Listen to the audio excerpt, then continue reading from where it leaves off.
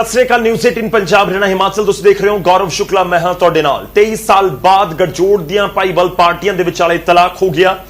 ਖੇਤੀਬਾੜੀ ਬਿੱਲਾਂ ਦਾ ਵਿਰੋਧ ਹੋ ਰਿਹਾ ਸੀ, ਪਰ ਇਸ ਸਭ ਦੇ ਵਿਚਾਲੇ ਇਸ ਸਮੇਂ ਦੀ ਵੱਡੀ ਖਬਰ ਇਹ ਹੈ ਕਿ ਵਿਰੋਧ ਧਰਨੇ ਪ੍ਰਦਰਸ਼ਨਾਂ ਗਠਜੋੜ ਟੁੱਟਣ ਦੇ ਸਭ ਦੇ ਬਾਵਜੂਦ ਖੇਤੀਬਾੜੀ ਬਿੱਲ ਕਾਨੂੰਨ ਬਣ ਚੁੱਕੇ ਨੇ। ਜੀ ਰਾਸ਼ਟਰਪਤੀ ਦੇ ਵੱਲੋਂ ਮਨਜ਼ੂਰੀ ਦੇ ਦਿੱਤੀ ਗਈ ਹੈ।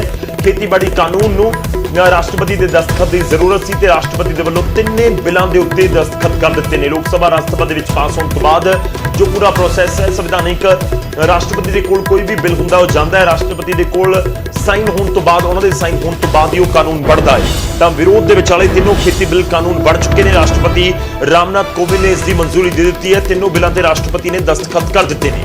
ਵਿਰੋਧੀ ਧਿਰਾਂ ਨੇ ਰਾਸ਼ਟਰਪਤੀ ਨੂੰ ਹਸਤਾਖਰ ਨਾ ਕਰਨ ਦੀ ਅਪੀਲ ਕੀਤੀ ਸੀ। ਖੇਤੀ ਕਾਨੂੰਨਾਂ ਦਾ ਪੰਜਾਬ ਹਰਿਆਣਾ ਦੇ ਵਿੱਚ ਜ਼ਬਰਦਸਤ ਤੇ ਸਖਤ ਵਿਰੋਧ ਹੋ ਰਿਹਾ ਹੈ। ਤੁਹਾਨੂੰ ਦੱਸ ਦਈਏ ਕਿ ਇਸ ਦਾ ਮਤਲਬ ਕੀ ਹੈ। ਇਸ ਦਾ ਮਤਲਬ ਬਹੁਤ ਸਿੱਧਾ ਜਿਹਾ ਹੈ ਕਿ ਜੋ ਕੇਂਦਰ ਦੀ ਸਰਕਾਰ ਨੇ ਆਪਣੇ ਆਰਡੀਨੈਂਸਾਂ ਦੇ ਵਿੱਚ ਲਿਆਂਦਾ ਸੀ ਉਸ ਨੂੰ ਬਿੱਲ ਦੇ ਜ਼ਰੀਏ ਪਾਸ ਕਰਵਾਇਆ। ਹੁਣ ਰਾਸ਼ਟਰਪਤੀ ਦੀ ਮਨਜ਼ੂਰੀ ਤੋਂ ਬਾਅਦ ਉਹ ਸਭ ਕੁਝ ਹੋ ਸਕੇਗਾ, ਯਾਨੀ ਕਿ ਕਿਸਾਨਾਂ ਦੇ ਨਾਲ ਐਗਰੀਮੈਂਟ ਹੋ ਸਕਣਗੇ ਸਪਾਂਸਰਸ ਦੇ।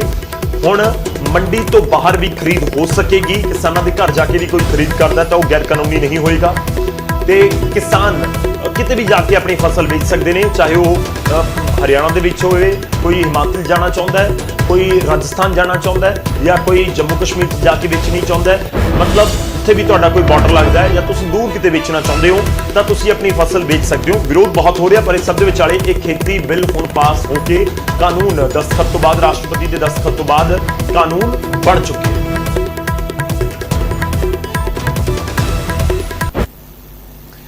ਤਾਂ ਖੇਤੀ ਬਿੱਲ ਰਾਸ਼ਟਰਪਤੀ ਦੀ ਮਨਜ਼ੂਰੀ ਤੋਂ ਬਾਅਦ ਕਾਨੂੰਨ ਬਣ ਚੁੱਕੇ ਨੇ ਤੇ ਇਸ ਦੇ ਉੱਤੇ ਸੁਖਬੀਰ ਸਿੰਘ ਬਾਦਲ ਹੋਰਾਂ ਦਾ ਬਿਆਨ ਵੀ ਸਾਹਮਣੇ ਆਇਆ ਹੈ। ਸ਼੍ਰੋਮਣੀ ਅਕਾਲੀ ਦਲ ਦੇ ਪ੍ਰਧਾਨ ਜਿਨ੍ਹਾਂ ਦੇ ਵੱਲੋਂ ਗਠਜੋੜ ਤੋੜਨ ਦਾ ਐਲਾਨ ਕੀਤਾ ਗਿਆ ਸੀ, ਉਹਨਾਂ ਨੇ ਕਿਹਾ ਕਿ ਇਹ ਲੋਕਤੰਤਰ ਅਤੇ ਕਿਸਾਨਾਂ ਦੇ ਲਈ ਕਾਲਾ ਦਿਨ ਹੈ। ਨਾਲ ਹੀ ਸੁਖਬੀਰ ਬਾਦਲ ਨੇ ਇਹ ਵੀ ਕਹਿ ਦਿੱਤਾ ਕਿ ਰਾਸ਼ਟਰਪਤੀ ਤੋਂ ਸਾਨੂੰ ਉਮੀਦ ਸੀ ਕਿ ਉਹ ਕਿਸਾਨਾਂ ਦੀ ਆਵਾਜ਼ ਸੁਣਨਗੇ, ਪਰ ਰਾਸ਼ਟਰਪਤੀ ਨੇ ਵੀ ਕਿਸਾਨਾਂ ਦੀ ਆਵਾਜ਼ ਨਹੀਂ ਸੁਣੀ ਹੈ। ਯਾਨੀ ਕਿ ਲਗਾਤਾਰ ਵਿਰੋਧ ਪ੍ਰਦਰਸ਼ਨਾਂ ਦੇ ਵਿਚਾਲੇ ਜਿਹੜੇ ਬਿੱਲ ਪਾਸ ਹੋਏ ਨੇ ਉਸ ਦੇ ਉੱਤੇ ਸੁਖਬੀਰ ਬਾਦਲ ਇੱਕ ਵਾਰ ਫਿਰ ਤੋਂ ਕੇਂਦਰ ਦੀ ਸਰਕਾਰ ਨੂੰ ਘੇਰ ਰਹੇ ਨੇ ਤੇ ਇਸ ਨੂੰ ਕਾਲਾ ਦਿਨ ਲੋਕਤੰਤਰ ਦੇ ਲਈ, ਕਿਸਾਨਾਂ ਦੇ ਲਈ ਕਾਲਾ ਦਿਨ ਕਰਾਰ ਦਿੱਤਾ ਜਾ ਰਿਹਾ ਹੈ।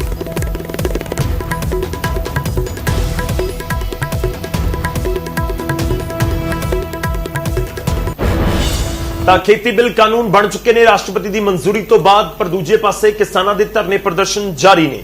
ਕਈ ਜ਼ਿਲ੍ਹਿਆਂ ਦੇ ਵਿੱਚ ਰੇਲਵੇ ਟਰੈਕਸ ਦੇ ਉੱਤੇ ਕਿਸਾਨ ਡਟੇ ਹੋਏ ਨੇ। ਟ੍ਰੇਨਾਂ ਨੂੰ ਰੋਕਿਆ ਗਿਆ, ਜਾਮ ਕੀਤੇ ਗਏ ਨੇ ਰੇਲਵੇ ਟਰੈਕ ਤੇ ਕਈ ਥਾਵਾਂ ਦੇ ਉੱਤੇ ਅੱਗੇ ਦੀ ਰਣਨੀਤੀ ਉਲੀਕੀ ਜਾ ਰਹੀ ਹੈ।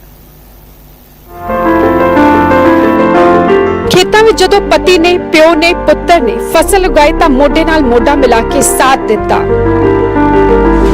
ਹੁਣ ਜਦੋਂ ਖੇਤੀ ਤੇ ਕਿਸਾਨੀ ਤੇ ਸੰਕਟ ਦੇ ਬੱਦਲ ਮੰਡਰਾਉਂਦੇ ਨਜ਼ਰ ਆਏ ਤਾਂ ਇੱਕ ਵਾਰ ਫਿਰ ਕਿਸਾਨ ਦੀ ਪਤਨੀ, ਕਿਸਾਨ ਦੀ ਧੀ, ਕਿਸਾਨ ਦੀ ਮਾਂ ਡਟ ਕੇ ਨਾਲ ਆ ਖੜੀ ਹੋਈ ਹੈ।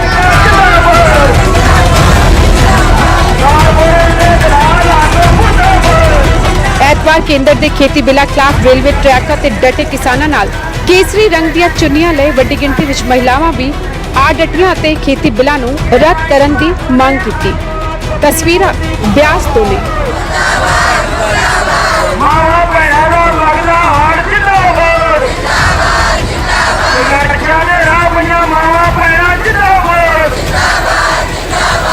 ਹਰ ਅੱਜ ਵਰਗ ਨੂੰ ਇਸ ਸੰਘਰਸ਼ ਦੀ ਲੋੜ ਹੈਗੀ ਹੈ ਤੇ ਅਸੀਂ ਚਾਹੁੰਦੇ ਹਾਂ ਜਿਹੜੇ ਮੋਦੀ ਸਰਕਾਰ ਨੇ ਆਰਡੀਨੈਂਸ ਪਾਸ ਕੀਤੇ ਆ ਤਿੰਨੋਂ ਵਾਪਸ ਲਵੇ। ਜੇ ਨਾ ਵਾਪਸ ਲਏਗੀ ਅਸੀਂ ਇਸ ਤੋਂ ਵੱਧ ਜੇ ਜੇਲ੍ਹ ਪਰ ਅੰਦੋਲਨ ਕਰਨਾ ਪਏਗਾ ਅਸੀਂ ਉਹ ਵੀ ਕਰਾਂਗੇ, ਪਰ ਇਹ ਆਰਡੀਨੈਂਸ ਅਸੀਂ ਵਾਪਸ ਕਰਾ ਕੇ ਹੀ ਦਮ ਲਾਂਗੇ।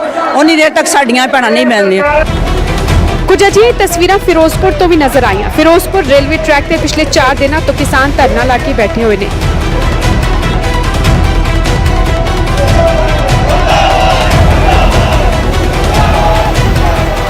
ਇਹਨਾਂ ਨੂੰ ਰੇਲਾਂ ਤੇ ਪਾਇਆ ਗਿਆ, ਲੋਕ ਇੱਥੇ ਪੱਥਰਾਂ ਦੇ ਉੱਤੇ ਸੁੱਤੇ ਪਏ ਆ। ਅੱਜ ਸਾਨੂੰ ਚੌਥਾ ਦਿਨ ਹੋ ਗਿਆ। ਅਜੇ ਇਹ ਜਿਹੜੇ ਰੇਲ ਜਿਹੜੇ ਰੋਸ ਮੁਜ਼ਾਹਰੇ ਆ ਇਹ ਬਹੁਤ ਤੇਜ਼ ਚੱਲਣਗੇ। ਗਾਂ ਇਹਨਾਂ ਸੰਘਰਸ਼ ਨੂੰ ਹੋਰ ਤੇਜ਼ ਕਰਾਂਗੇ, ਹੋਰ ਤੇਜ਼ ਕਰਾਂਗੇ।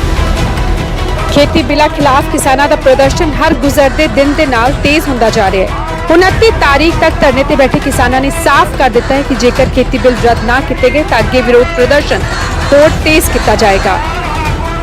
ਬਿਆਸ ਤੋਂ ਮੇਜਰ ਸਿੰਘ ਅਤੇ ਫਿਰੋਜ਼ਪੁਰ ਤੋਂ ਮਨਦੀਪ ਕੁਮਾਰ ਦੇ ਨਾਲ ਬਿਊਰੋ ਰਿਪੋਰਟ ਨਿਊਜ਼ 18।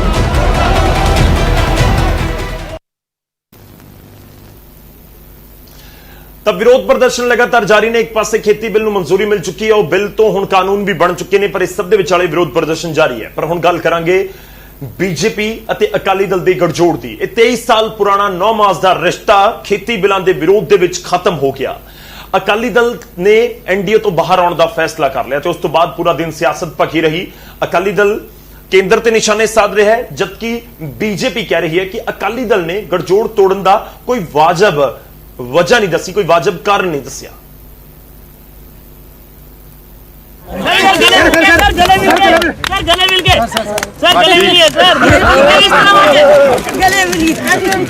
हम तो बहुत देर के बहुत देर से गले मिले हुए हैं।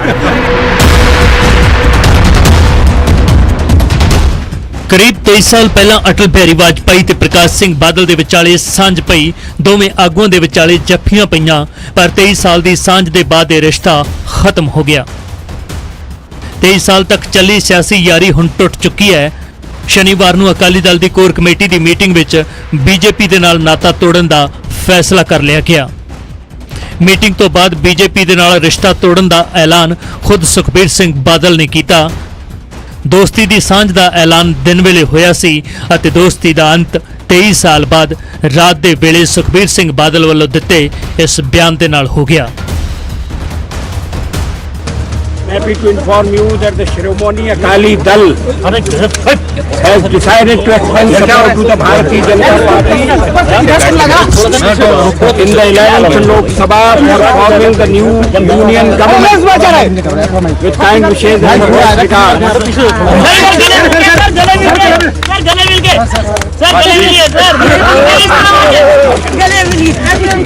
हम तो बहुत देर से गले मिले हुए हैं। कई दिनों चो मैं लगातार पंजाब दे विच अपने वर्कर साहबान नाल मीटिंग की, साडी लीडरशिप नाल गल की ते अज श्रोमणी अकाली दल की सारी लीडरशिप बैठ के फैसला किया कि जिहड़ी सरकार सेंटर की सरकार, जिहड़ी एनडीए की सरकार जिसने आ जिहड़े तिन्ने ऑर्डीनेंस लिआंदे है, जिहड़े अपने पंजाब विरोधी है, सही मने तो देश के किसानों के विरोधी है, असी उस पार्टी दे उस एनडीए का हिस्सा नहीं हो सकते। बीजेपी नाल रिश्ता खत्म करने दे मौके ते सुखबीर सिंह बादल ने कहा कि केंद्र ने साडी एक नहीं सुनी, ना खेती बिल्लां बारे ते ना ही जम्मू कश्मीर दे विच पंजाबी भाषा नूं लांभे करन वाले बिल बारे। केंद्र ने धक्के नाल दोवें बिल पास कीते ने। पर अफसोस ना कहना पैंदा कि उन्होंने धक्के नाल पार्लीमेंट लिआंदा, धक्के नाल पास करा दिता।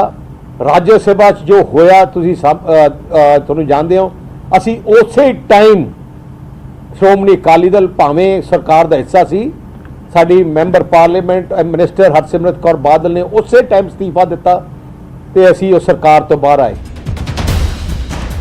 सुखबीर बादल ने मौजूदा बीजेपी लीडरशिप ते भाईवाला नूं ना सुनण दे इल्जाम लाए। अकाली दल ने कहा कि यह हुण वाजपेयी वाली बीजेपी नहीं है। गठजोड़ टुटिया तो बीजेपी ने भी पलटवार करदिआं कहा कि यह हुण प्रकाश सिंह बादल वाला अकाली दल भी नहीं है। कभी भी भारतीय जनता पार्टी वालों ऐसा कोई गल नहीं हुई कि भारतीय जनता पार्टी उस किसी भी दल तो अलग हुई हो, लेकिन श्रोमणी अकाली दल राजनीतिक दल है, उन्होंने अपनी लाइन अलग चुनी है। अफसोस जरूर है क्योंकि बहुत पुराना घटक है साडा, इस करके अफसोस है। लेकिन जिहड़े दो कारण उन्होंने दसे है वो बड़े हैरान करने वाले ने। मंदभागा वा असीं ने गठबंधन तोड़िया, उन्हां तोड़िया वा। असीं जे गठबंधन तोड़ना हुंदा ते असीं 2016 च तोड़दे, जदों साडे ते बहुत प्रैशर सीगा, किन्ने एलीगेशन सीगे, कई नशे दे, कई मतलब जिहड़े आ रेत बजरी होर बहुत सारियां गल्लां सीगीआं ते उस टाइम दे उत्ते असीं कल्ले जे वखरे हुंदे, साडे ते वखरे होण दा प्रैशर सीगा ते असीं सरकार बनाई हुंदी। अजिहा नहीं है कि एकदम ये फैसला किया गया। हरियाणा ते दिल्ली चोणां विच बीजेपी ने ਅਕਾਲੀ ਦਲ ਨੂੰ ਝਟਕਾ ਦਿੱਤਾ ਸੀ। ਹਰਿਆਣਾ ਤੇ ਦਿੱਲੀ ਵਿਧਾਨ ਸਭਾ ਚੋਣਾਂ ਵਿੱਚ ਬੀਜੇਪੀ ਨੇ ਅਕਾਲੀ ਦਲ ਨੂੰ ਇੱਕ ਵੀ ਸੀਟ ਨਹੀਂ ਸੀ ਦਿੱਤੀ। ਅਕਾਲੀ ਦਲ ਨਾਲ ਬਗਾਵਤ ਕਰਨ ਵਾਲੇ ਸੁਖਦੇਵ ਸਿੰਘ ਢੀਂਡਸਾ ਨੂੰ ਬੀਜੇਪੀ ਨੇ ਪਦਮ ਭੂਸ਼ਣ ਸਨਮਾਨ ਦੇ ਨਾਲ ਸਨਮਾਨਿਤ ਕਰਕੇ ਅਕਾਲੀ ਦਲ ਨੂੰ ਸੱਟ ਮਾਰੀ ਸੀ। ਪੰਜਾਬ ਬੀਜੇਪੀ ਦੇ ਲੀਡਰ ਕਈ ਮੌਕਿਆਂ ਤੇ ਗੱਠਜੋੜ ਤੋੜਨ ਵਾਲੇ ਬਿਆਨ ਦਿੰਦੇ ਰਹੇ ਅਤੇ ਹੌਲੀ-ਹੌਲੀ ਇਹ ਦੂਰੀਆਂ ਇੰਨੀਆਂ ਵੱਧ ਗਈਆਂ ਕਿ ਅਖੀਰ 23 ਸਾਲ ਪੁਰਾਣੀ ਸਿਆਸੀ ਯਾਰੀ ਟੁੱਟ ਗਈ ਧੜਕ ਕਰਕੇ। ਚੰਡੀਗੜ੍ਹ ਤੋਂ ਨਪਿੰਦਰ ਬਰਾੜ, ਨਿਊਜ਼ 18। ਜੇ 23 ਸਾਲ ਪੁਰਾਣੀ ਯਾਰੀ ਤੜਕ ਕਰਕੇ ਟੁੱਟ ਚੁੱਕੀ ਹੈ ਤੇ ਹੁਣ ਇੱਕ ਦੂਜੇ ਉੱਤੇ ਵਾਰ ਪਲਟਵਾਰ ਨੇ। ਖੈਰ ਐਨਡੀਏ ਦੇ ਵਿੱਚੋਂ ਬਾਹਰ ਆਉਣ ਤੋਂ ਬਾਅਦ ਹੁਣ ਸੁਖਬੀਰ ਸਿੰਘ ਬਾਦਲ ਦੇ ਨਿਸ਼ਾਨੇ ਦੇ ਉੱਤੇ ਕੇਂਦਰ ਦੀ ਸਰਕਾਰ ਹੈ, ਬੀਜੇਪੀ ਹੈ। ਸੁਖਬੀਰ ਸਿੰਘ ਬਾਦਲ ਵੱਖ-ਵੱਖ ਥਾਵਾਂ ਦੇ ਉੱਤੇ ਪਹੁੰਚੇ। ਰੋਪੜ ਤੇ ਹੁਸ਼ਿਆਰਪੁਰ ਦੇ ਵਿੱਚ ਉਹਨੇ ਪਾਰਟੀ ਵਰਕਰਾਂ ਦੇ ਨਾਲ ਉਹਨਾਂ ਨੇ ਗੱਲਬਾਤ ਕੀਤੀ ਤੇ ਰੈਲੀ ਦੀ ਤਰ੍ਹਾਂ ਇੱਕ ਸੰਬੋਧਨ ਵੀ ਉਹਨਾਂ ਦੇ ਵੱਲੋਂ ਕੀਤਾ ਗਿਆ ਤੇ ਇਸ ਮੌਕੇ ਵੀ ਉਹਨਾਂ ਦੇ ਨਿਸ਼ਾਨੇ ਦੇ ਉੱਤੇ ਕੇਂਦਰ ਦੀ ਸਰਕਾਰ ਰਹੀ। ਸੁਖਬੀਰ ਬਾਦਲ ਨੇ ਰੋਪੜ ਤੇ ਹੁਸ਼ਿਆਰਪੁਰ ਦੇ ਵਿੱਚ ਪਾਰਟੀ ਵਰਕਰਾਂ ਨੂੰ ਸੰਬੋਧਨ ਕੀਤਾ ਤੇ ਉਹਨਾਂ ਦੇ ਨਿਸ਼ਾਨੇ ਤੇ ਸਿੱਧਾ ਕੇਂਦਰ ਦੀ ਸਰਕਾਰ ਰਹੀ। ਨਾਲ ਹੀ ਉਹਨਾਂ ਕੈਪਟਨ ਸਰਕਾਰ ਤੇ ਵੀ ਨਿਸ਼ਾਨੇ ਸਾਧੇ। ਸੁਖਬੀਰ ਬਾਦਲ ਨੇ ਕਿਹਾ ਕਿ ਸ਼੍ਰੋਮਣੀ ਅਕਾਲੀ ਦਲ ਕਿਸਾਨਾਂ ਦੀ ਪਾਰਟੀ ਹੈ, ਕਿਸਾਨਾਂ ਅੱਗੇ ਸਾਡੇ ਲਈ ਕੋਈ ਗੜਜੋੜ ਜ਼ਰੂਰੀ ਨਹੀਂ।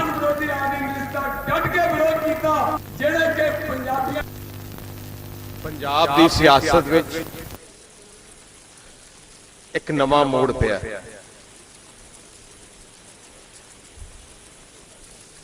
ਸ਼੍ਰੋਮਣੀ ਅਕਾਲੀ ਦਲ ਇੱਕ ਉਹ ਇਤਿਹਾਸਿਕ ਪਾਰਟੀ ਹੈ ਜਿਹੜੀ ਉਸੂਲਾਂ ਤੇ ਖੜੀ ਹੈ। ਸਾਡੇ ਵਾਸਤੇ ਕੋਈ ਸਰਕਾਰ ਦਾ ਹਿੱਸਾ ਰਹਿਣਾ ਜਾਂ ਕੋਈ ਗੱਠਜੋੜ ਦਾ ਹਿੱਸਾ ਉਦੋਂ ਤੱਕ ਹੀ ਹੈ ਜਦੋਂ ਤੱਕ ਸਾਡੇ ਅਸੂਲਾਂ ਦੇ ਹਿਸਾਬ ਨਾਲ ਕੰਮ ਚੱਲਦਾ ਹੈ। ਉਧਰ ਕੇਂਦਰ ਦੀ ਵਜ਼ਾਰਤ ਛੱਡਣ ਤੋਂ ਬਾਅਦ ਹਰਸਿਮਰਤ ਕੌਰ ਬਾਦਲ ਦੇ ਨਿਸ਼ਾਨੇ ਦੇ ਉੱਤੇ ਵੀ ਕੇਂਦਰ ਦੀ ਸਰਕਾਰ ਹੈ। ਫਾਜ਼ਿਲਕਾ ਦੇ ਵਿੱਚ ਪਹੁੰਚੀ ਹਰਸਿਮਰਤ ਕੌਰ ਬਾਦਲ ਨੇ ਪਾਰਟੀ ਵਰਕਰਾਂ ਦੇ ਨਾਲ ਗੱਲਬਾਤ ਕੀਤੀ ਤੇ ਕੇਂਦਰ ਨੂੰ ਸਵਾਲ ਪੁੱਛਿਆ ਕਿ ਪੰਜਾਬ ਦੇ ਕਿਸਾਨਾਂ ਦੇ ਨਾਲ ਵਿਤਕਰਾ ਕਿਉਂ ਹੋ ਰਿਹਾ ਹੈ, ਕਿਉਂ ਕੇਂਦਰ ਦੀ ਸਰਕਾਰ ਲਿਖਤੀ ਤੌਰ ਦੇ ਉੱਤੇ ਐਮਐਸਪੀ ਨੂੰ ਲੈ ਕੇ ਭਰੋਸਾ ਨਹੀਂ ਦੇ ਰਹੀ। ਜਿਹੜੀ ਕੇਂਦਰ ਦੀ ਸਰਕਾਰ ਆਪਣਿਆਂ ਦੀ ਸੁਣਦੀ ਕਿ ਪੰਜਾਬ ਹਿੰਦੁਸਤਾਨ ਦਾ ਹਿੱਸਾ ਨਹੀਂ ਹੈਗਾ, ਕਿ ਪੰਜਾਬ ਦੇ ਲੋਕਾਂ ਨਾਲ ਤੁਸੀਂ ਗੱਲ ਤੱਕ ਨਹੀਂ ਕਰ ਸਕਦੇ।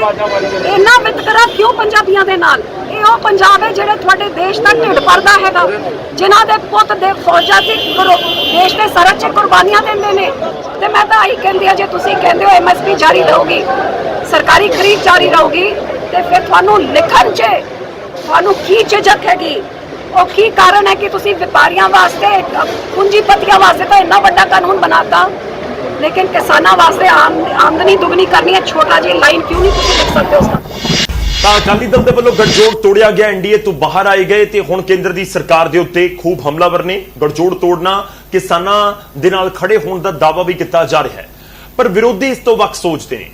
ਗੜਜੋੜ ਤੋੜਨ ਨੂੰ ਲੈ ਕੇ ਵੱਖੋ ਵੱਖਰੀ ਰਾਏ ਹੈ। ਕਿਸੇ ਨੂੰ ਲੱਗ ਰਿਹਾ ਕਿ ਅਕਾਲੀ ਦਲ ਦੀ ਇਹ ਮਜਬੂਰੀ ਬਣ ਚੁੱਕਾ ਸੀ, ਸਿਆਸੀ ਮਜਬੂਰੀ, ਕਿ ਗੜਜੋੜ ਤੋੜਨਾ ਹੀ ਪਿਆ, ਤੇ ਦੂਜੇ ਪਾਸੇ ਕਿਸੇ ਨੂੰ ਇਹ ਲੱਗ ਰਿਹਾ ਹੈ ਕਿ ਕਿਸਾਨਾਂ ਦੇ ਰੋਹ ਦੀ ਵਜ੍ਹਾ ਦੇ ਨਾਲ ਅਕਾਲੀ ਦਲ ਨੇ ਕਦਮ ਚੁੱਕਿਆ ਹੈ।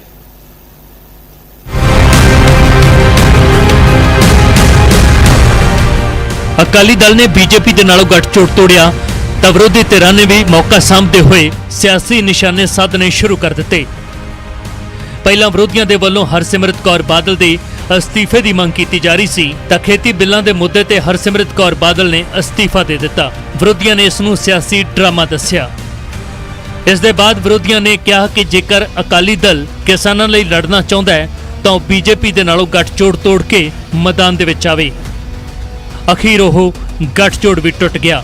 ਪਰ ਜਿਵੇਂ ਹੀ ਅਕਾਲੀ ਦਲ ਨੇ ਗੱਠਜੋੜ ਤੋੜਨ ਦਾ ਐਲਾਨ ਕੀਤਾ ਤਾਂ ਮੁੱਖ ਮੰਤਰੀ ਕੈਪਟਨ ਅਮਰਿੰਦਰ ਸਿੰਘ ਨੇ ਅਕਾਲੀ ਦਲ ਦੇ ਇਸ ਫੈਸਲੇ ਤੇ ਪਲਟਵਾਰ ਕਰਦਿਆਂ ਕਿਹਾ ਕਿ ਅਕਾਲੀ ਦਲ ਨੇ ਇਹ ਫੈਸਲਾ ਨੈਤਿਕਤਾ ਦੇ ਨਾਲ ਨਹੀਂ ਬਲਕਿ ਸਿਆਸੀ ਮਜਬੂਰੀ ਦੇ ਵਿੱਚ ਲਿਆ ਹੈ।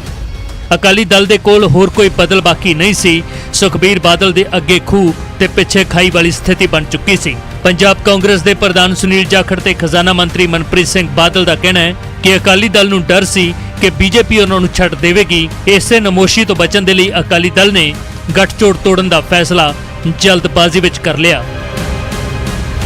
ਛੱਡਿਆ ਨਹੀਂ, ਕੱਢਿਆ ਗਿਆ। ਅਸਤੀਫਾ ਦਿੱਤਾ ਨਹੀਂ ਸੀ, ਅਸਤੀਫਾ ਲਿਆ ਗਿਆ ਸੀਗਾ।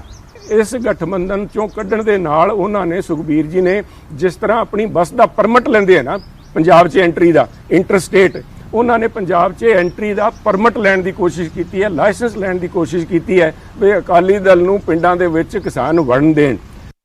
ਇਹ ਮੀਟਿੰਗ ਤਾਂ ਦਿਨੇ ਵੀ ਹੋ ਸਕਦੀ ਸੀ, ਪਰ ਇਹਨਾਂ ਨੂੰ ਪਤਾ ਚੱਲ ਗਿਆ ਕਿ ਬੀਜੇਪੀ ਨੇ ਇਸ ਗੱਲ ਦਾ ਸਖਤ ਇਤਰਾਜ਼ ਕੀਤਾ ਹੈ ਕਿ ਤੁਸੀਂ ਪ੍ਰਧਾਨ ਮੰਤਰੀ ਦੇ ਖਿਲਾਫ, ਯਾਰ ਇਹ ਕੋਈ ਮਤਲਬ ਕਿਸੇ ਪ੍ਰਧਾਨ ਦੇ ਅਲਫਾਜ਼ ਹੋ ਸਕਦੇ ਹੈ?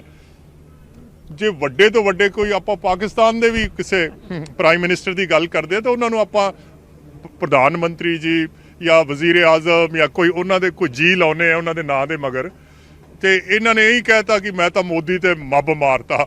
ਜੇ ਰਾਤ ਨੂੰ ਅੱਧੀ ਰਾਤ ਨੂੰ ਮੀਟਿੰਗ ਨਾ ਕਰਦੇ ਤਾਂ ਅਕਾਲੀ ਦਲ ਨੂੰ ਅੱਜ ਸਵੇਰੇ ਉਹਨਾਂ ਨੇ ਐਨਡੀਏ ਚੋਂ ਆਪ ਹੀ ਕੱਢ ਦੇਣਾ ਸੀ। ਆਮ ਆਦਮੀ ਪਾਰਟੀ ਨੇ ਵੀ ਅਕਾਲੀ ਦਲ ਦੇ ਫੈਸਲੇ ਤੇ ਤੰਜ ਕੱਸੇ ਨੇ।